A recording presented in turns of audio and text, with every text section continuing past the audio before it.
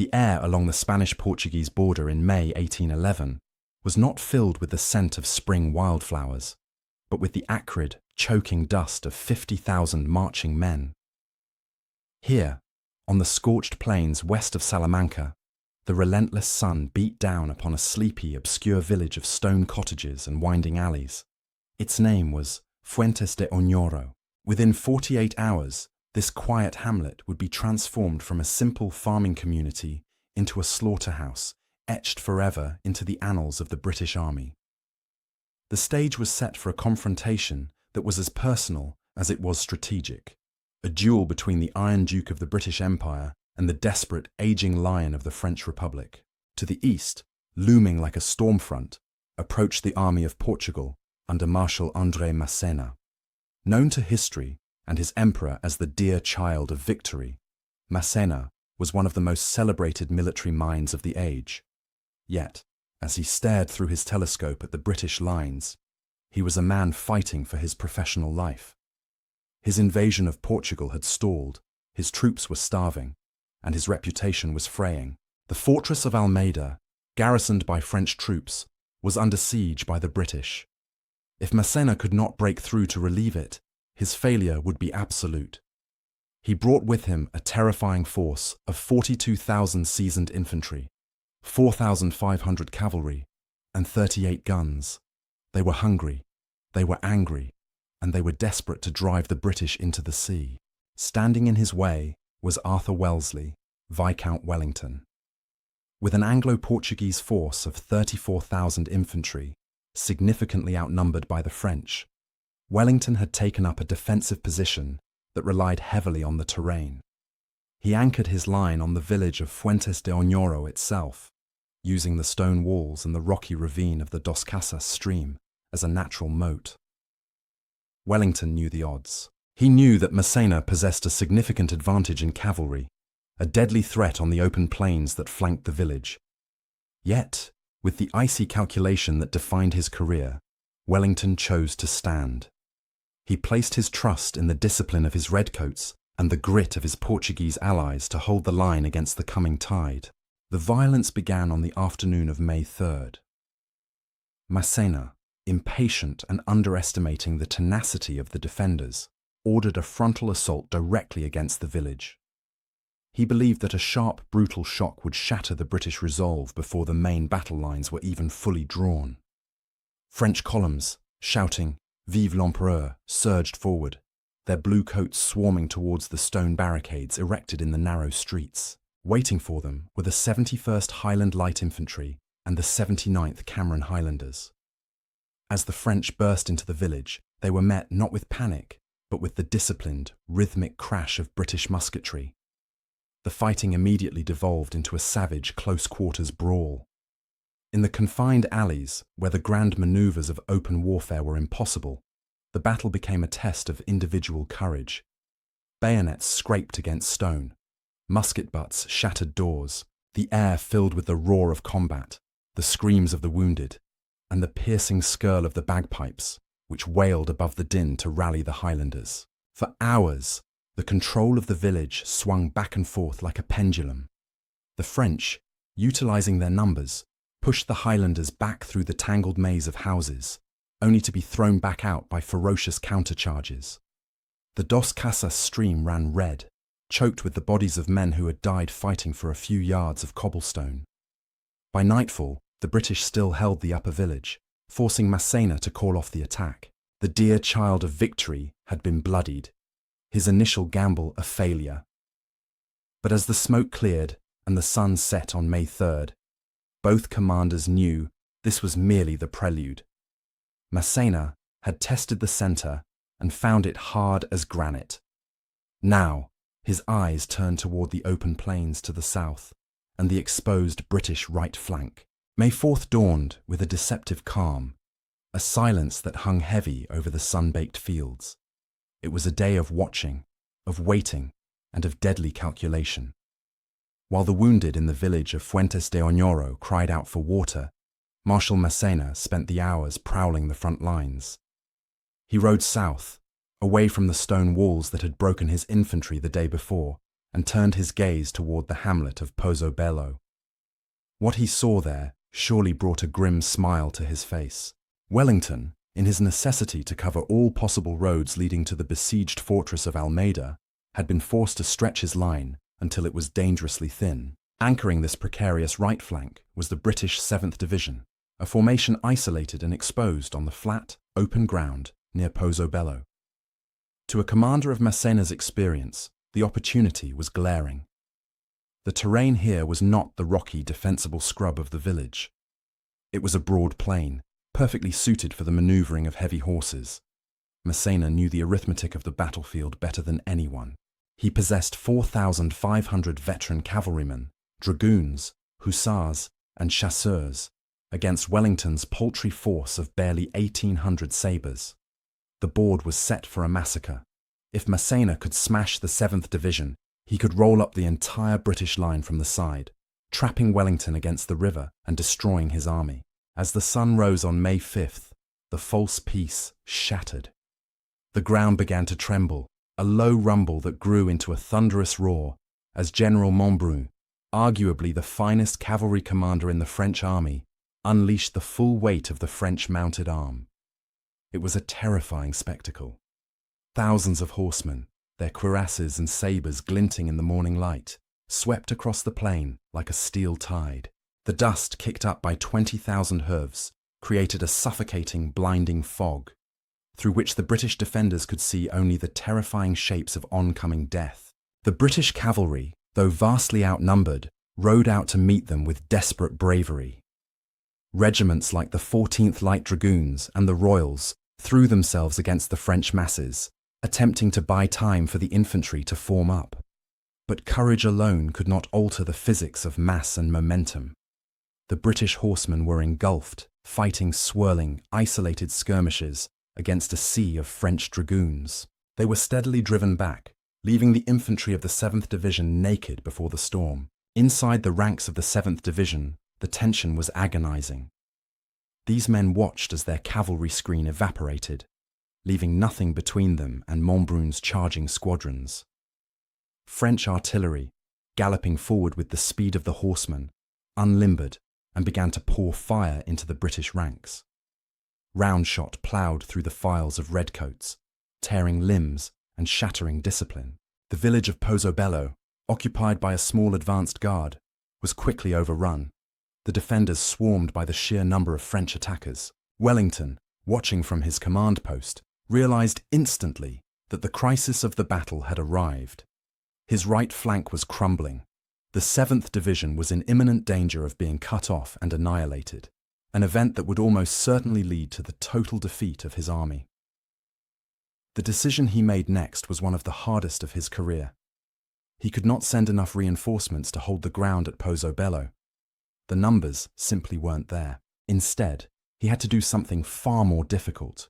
He had to order the 7th Division to give up the ground, to retreat across the open plain in the face of a triumphant enemy cavalry, and to realign his entire army by 90 degrees while under fire. It was a maneuver that would have tested soldiers on a parade ground in London. Attempting it here, amidst the chaos of battle and the roar of French guns, seemed suicidal.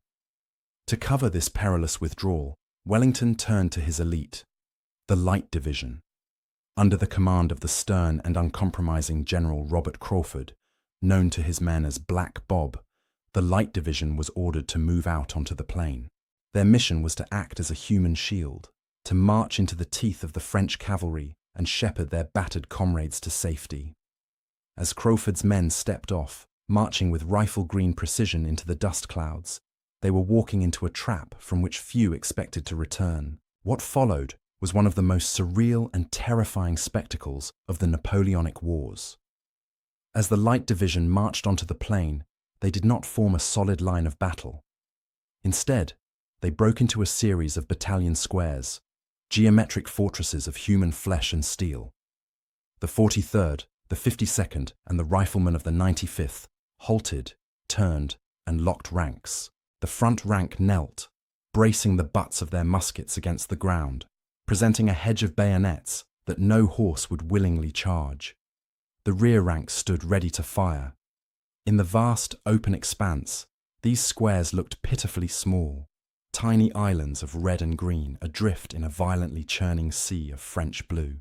General Robert Crawford, a man of terrifying temper and exacting standards, rode among them. His presence alone was a steel spine for the soldiers.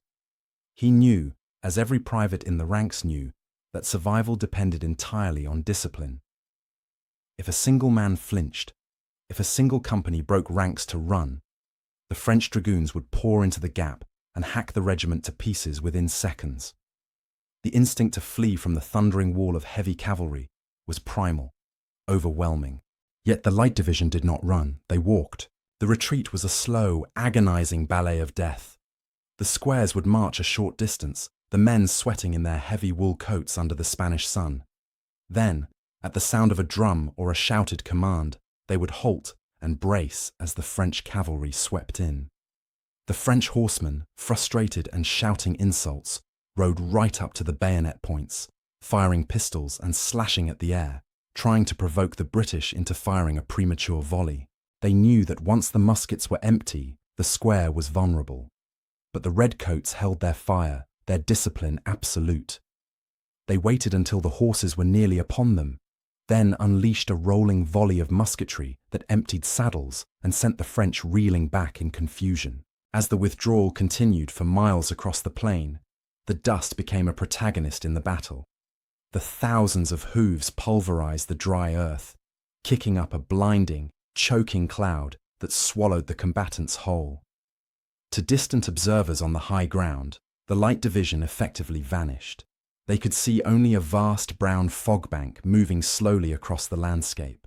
Occasionally, the wind would shift, or the dust would settle for a moment, revealing the glint of bayonets or the top of a shako, looking, as one witness famously described, like ships in a sea of dust. Inside that cloud, the world was a claustrophobic nightmare of noise and heat. The soldiers could see little beyond the backs of their comrades, or the flashing sabres of the enemy appearing suddenly out of the haze. The 7th Division, battered and exhausted, managed to limp to safety behind this shield, their retreat covered by the stoic rearguard. But the danger was constant. Whenever the French cavalry massed for a decisive strike, the outnumbered British and German cavalry of the King's German Legion would launch desperate, suicidal charges to disrupt them, buying precious seconds for the infantry to close up their ranks. The psychological strain was immense. For hours, the infantry marched with death literally breathing down their necks. Yet, the moving squares never broke. They traversed the open plain, harassed every step of the way by the finest cavalry in Europe, and suffered negligible casualties. It was a triumph of drill over brute force, a demonstration of the professional supremacy of Wellington's infantry. But just as it seemed the British might extract themselves from the trap, a sudden gap opened in the chaos. A troop of British horse artillery, commanded by Captain Norman Ramsay, had stayed behind too long to cover the retreat. As the dust swirled, the French chasseurs realized the guns were isolated. With a triumphant roar, the French cavalry surged forward, surrounding Ramsay's position and cutting him off from the rest of the army. The British line watched in horror, assuming the guns and their brave crews were lost forever. To the watching infantry of the Light Division, the fate of Captain Norman Ramsay's troop seemed sealed. The swirling dust cloud that had swallowed the artillerymen was thick with the dark uniforms of French chasseurs. There was no firing from within the mass, only the chaotic din of shouting men and the clash of steel. The British officers lowered their telescopes, resigned to the loss of the precious 6-pounder guns and the capture of their comrades. In the brutal arithmetic of war, artillery caught limbered on an open plain by cavalry was considered already dead. There was no precedent for escape.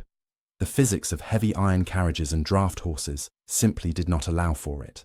But the Royal Horse Artillery was no ordinary unit. They were the flying artillery, an elite corps where every man was mounted, trained to move at the speed of a galloping hunt. Inside the suffocating ring of French steel, Captain Ramsay did not signal surrender. Instead, he gave a command that defied sanity. He ordered his drivers to whip their horses into a frenzy. They were not going to yield. They were going to charge. What happened next became the single most legendary image of the Battle of Fuentes de Oñoro. From the center of the swirling French mass, a sudden, violent commotion erupted. The density of the dust cloud seemed to bulge outward, pulsing with kinetic energy. Then, with a roar that drowned out the musketry, the trap burst open. Ramsay appeared at the head of the column, his saber flashing, riding at a full gallop. Behind him, the teams of powerful artillery horses, nostrils flared and chests heaving, stretched out into a run usually reserved for the racecourse.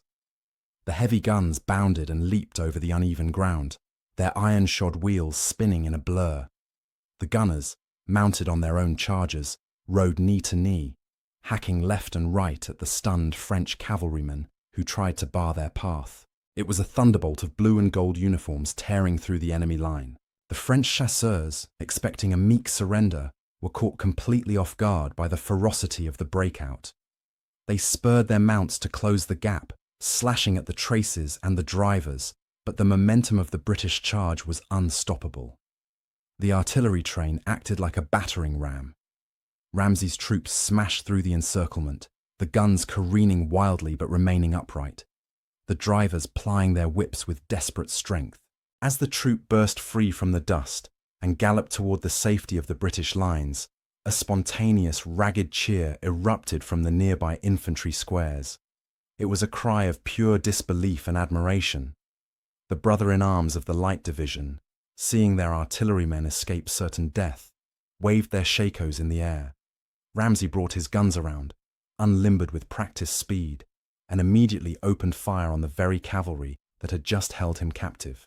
The French pursuit was checked by a wall of canister shot, forcing them to wheel away. With the miraculous escape of the guns and the successful withdrawal of the Light Division, the crisis on the right flank began to stabilize. Wellington's gamble had paid off. He had successfully refused the flank, bending his line back at a 90-degree angle to refuse the French the advantage. The moving squares halted on the new defensive line, exhausted but unbroken. Massena's grand flanking maneuver, led by the flower of his cavalry, had been frustrated by the iron discipline of the British infantry and the sheer audacity of a single artillery captain. Massena, watching from the heights, was furious. His masterstroke had failed. The British line had bent, but it had not broken. The open plain, where his cavalry should have won the day, was now a stalemate. He realized that if he wanted to break Wellington, he could not do it by maneuvering in the open. He would have to go back to where the battle had started. He would have to go back to the slaughterhouse. His eyes turned once again to the village of Fuentes de Oñoro, where the Highlander regiments were still holding the lower streets. The battle would not be decided by brilliant cavalry charges, but by the bloody work of the bayonet in the gutters of the village. While the dust settled on the plain, the village of Fuentes de Oñoro erupted into a renewed frenzy of violence. Massena, frustrated by the tactical stalemate on the flank, poured his rage into the center. He ordered Drouet's division, thousands of fresh French infantrymen, to take the village at any cost. The objective was simple: smash through the stone houses, seize the church at the summit of the village, and break the British line in two. What followed was not a battle of maneuvers, but a grinding industrial slaughter within the confines of a few hundred square yards. The defenders, the 71st Highland Light Infantry and the 79th Cameron Highlanders, were already exhausted from days of skirmishing. Now, they faced a tsunami of blue coats. The French columns slammed into the lower streets with the weight of a sledgehammer. The fighting here was stripped of all glory. It was intimate and horrific. In the narrow, winding alleys, muskets were often too long to reload, so men used them as clubs. Bayonets were driven into bodies at point-blank range. The air in the village became a toxic soup of black powder smoke, trapped between the stone walls, blinding the combatants until they were fighting shadows. Slowly, agonizingly, the sheer weight of French numbers began to tell. The Highlanders were forced back, house by house, alley by alley. Every stone wall became a temporary fortress, held until the ammunition ran low, or the French flankers threatened to cut them off. The combat spilled into the village cemetery, where men fought and died among the tombstones of the Spanish dead. The noise was deafening, a cacophony of shouting, the splintering of wood, and the constant rolling roar of musketry that echoed off the church walls. It was in this cauldron of chaos that a pivotal tragedy occurred. Lieutenant Colonel Phillips Cameron, the beloved commander of the 79th Highlanders, was leading his men near the canal when a French bullet found him. He fell from his horse, mortally wounded. As the news of their commander's fall rippled through the ranks, a strange and terrifying transformation overtook the Highlanders. Instead of demoralizing them, the loss of Cameron sent them into a paroxysm of rage. A roar of Gaelic fury rose from the smoke-filled streets. The 79th did not retreat. They charged. Ignoring all order, they threw themselves at the French grenadiers in a frenzy of vengeance, their bayonets working grimly. For a moment, the French advance faltered in the face of this emotional counterattack. But emotions could not hold back the tide forever. The French reserves pushed forward, stepping over piles of their own dead to drive the British further up the hill. The Highlanders, depleted and bloodied, were finally forced out of the tangle of streets and onto the plateau near the church at the top of the village. The French swarmed into the lower buildings, their sharpshooters taking up positions in the windows, firing up at the exposed British line. From his position on the ridge, Wellington watched the deterioration of the village defence with a stony expression. He saw the 79th and 71st staggering back, their ranks thinned, their officers dead or wounded. The village, the anchor of his entire position, was slipping away. If the French could establish artillery on that hill, they could enfilade his entire army. The crisis had shifted from the right flank directly to his front door. Wellington turned to his reserve. Waiting in the wings were the 74th Highlanders, and perhaps more significantly, the 88th Regiment of Foot, the Connaught Rangers. The 88th were an Irish regiment with a fearsome reputation. They were known for being difficult to discipline in camp, wild and unruly, but in the heat of battle, they were unmatched shock troops. Wellington famously remarked that he didn't know what effect they had on the enemy, but they certainly terrified him. Now he needed that terror. He ordered the 88th and the 74th to fix bayonets. They were to retake the village. There would be no firing, no skirmishing. They were to go in with cold steel and drive the French into the river. The 88th. Connaught Rangers were a rough breed.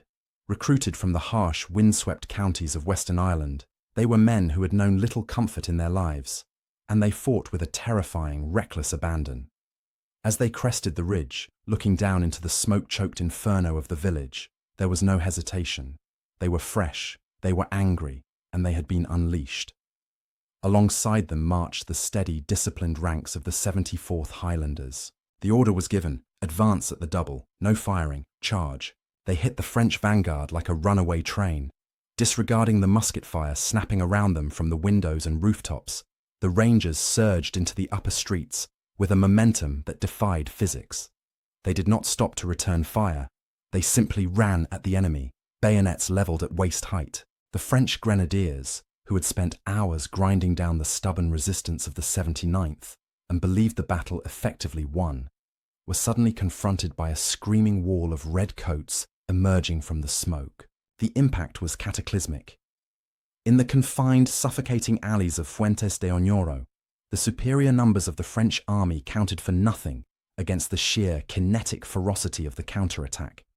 The Rangers fought with a brutal intimacy, clearing houses room by room, driving the enemy out of doorways and hunting them down in the cellars. It was a melee of rifle butts and 17-inch bayonets. The 74th Highlanders, moving in grim support, added their weight to the crush, sealing off side streets and ensuring no French unit could rally. The psychological shock was too much for Masséna's exhausted infantry. The cohesion of the French columns shattered. Panic, which had been kept at bay by the discipline of the veterans, finally took hold. The blue-clad infantry turned and fled down the slope, a disorganized mob pouring through the narrow streets they had fought so hard to conquer only an hour before. They were pursued closely by the stabbing steel of the British, driven back over the shattered barricades, back through the desecrated cemetery, and finally, splashing desperately across the crimson waters of the Dos Casas stream. By the time the sun began to dip below the horizon, The village of Fuentes de Oñoro was British once more. The streets were choked with the debris of war, shattered carts, discarded muskets, and the intermingled bodies of the fallen from 3 nations. The 88th and the 74th established positions at the water's edge, glaring across the ravine at the French army. There would be no further assaults. The ferocity of the Irish charge had broken the spirit of the attack. From his command post on the heights, Marshal Masséna lowered his telescope. The scene below was a tableau of failure. He had thrown his finest cavalry against the British right and had been checked by the miracle of the squares. He had thrown his best infantry against the centre and had been hurled back by the bayonet. The gamble had failed. The fortress of Almeida would not be relieved. The dear child of victory sat in silence, knowing that with the setting sun, his career as a Marshal of France was effectively ending. He had met the Sepoy general, and he had blinked. As darkness finally fell on May 5th, a heavy, unnatural silence descended upon the plain of Fuentes de Oñoro. The roaring of the cannons and the screaming of men were replaced by the low, mournful sounds of the aftermath, the groans of the wounded abandoned in the no-man's land between the armies, the clink of shovels as burial parties began their grim work, and the murmuring of exhausted soldiers trying to make sense of the day's violence. The cost of holding the line had been steep. The British and Portuguese army had suffered nearly 1,500 casualties, men killed, wounded, or missing. The French losses were even higher, with over 2,200 men stricken from the rolls. But numbers on a page could not capture the reality of the battlefield. The village itself was a charnel house. The stone cottages were pockmarked with musket balls, the streets were slick with blood, and the Dos Casas stream, the tactical dividing line, was choked with corpses. For Wellington, the victory was bitter. He wrote privately to his brother, "If Boney had been there, we should have been beat." It was an admission of just how close disaster had come. The battle had not been won by brilliant strategic maneuvers or clever flanking attacks. It had been won by the sheer, stubborn refusal of the British soldier to break. It was won by the Light Division, marching calmly through a storm of cavalry, by Ramsay's gunners driving their horses through a wall of enemies, and by the Highlanders and Irishmen who turned the streets of a Spanish village into a graveyard for the French Empire.